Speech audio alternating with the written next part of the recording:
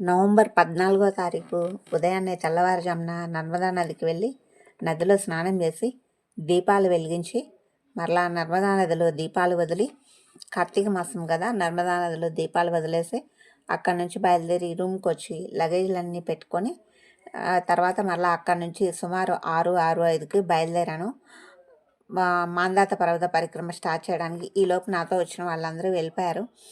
అలా కొంచెం మసకగా ఉంది, పూర్తిగా తెల్లవారలేదు నేను బయలుదేరినప్పుడు. అలా స్టార్ట్ చేసి కొంచెం దూరం నడుచుకుంటూ వచ్చిన తర్వాత ఎన్ని కిలోమీటర్లు వచ్చాను అన్నది ఐడియా లేదు, కానీ అలా నడుచుకుంటూ వచ్చేసరికి నర్మదాను కావేరీ నది సంగమం వచ్చింది. ఈ సంగమం దగ్గర అందరూ స్నానాలు చేస్తున్నారు. నేనైతే డ్రెస్ ఏం తీసుకొచ్చుకోలేదు, నేను స్నానం చేయలేదు, నేను నర్మదా నదిలో చేసి వచ్చాను కదా. ఇక్కడేమో నదీ సంగమం అని అందరూ చేస్తూ ఉన్నారు.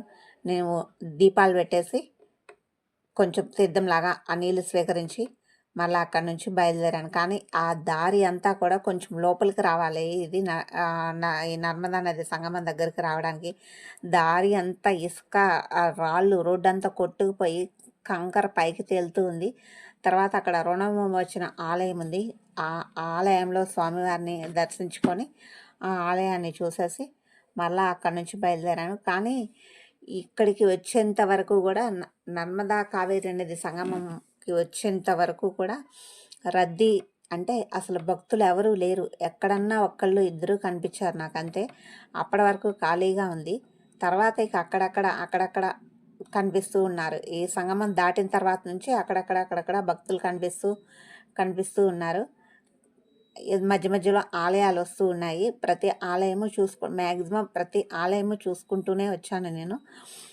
అలా నడుచుకుంటూ వస్తూ ఉన్నప్పుడు కొన్ని ఆలయాలు, కొన్ని విగ్రహాలు, దేవీ దేవతల విగ్రహాలు, చాలా ఆలయాలు ఉన్నాయి. దారిలో మాత్రం కొంచెం నిర్మానుష్యంగా ఉందని చెప్పొచ్చు. ఎందుకంటే ఎక్కడన్నా ఒక్కళ్ళిద్దరే నడుస్తున్నారు, కానీ ఎక్కువగా నడవట్లేదు భక్తులు ఈ మాందాత పర్వత పరిక్రమలో. ఇక్కడికి వచ్చేసరికి ఇది గౌరీ సోమనాథ ఆలయము. ఈ ఆలయము చాలా పెద్దగాను విశాలంగా ఉంది. 3 అంతస్తుల్లో ఉంది. ఆలయం మొత్తం 3 అంతస్తుల్లో ఉంది. పైన 3 అంతస్తులో ఒక చిన్న శివలింగం ఉంది. కింద 2వ అంతస్తులో కూడా శివలింగం ఉంది.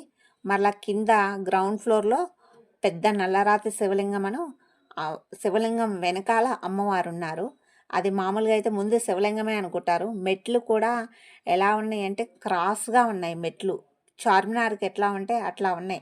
ఎక్కటము దిగటం కూడా చాలా కష్టంగా ఉంది. ఈ ఆలయం మాత్రం చాలా పురాతనమైనది, చాలా బాగుంది ఈ ఆలయం.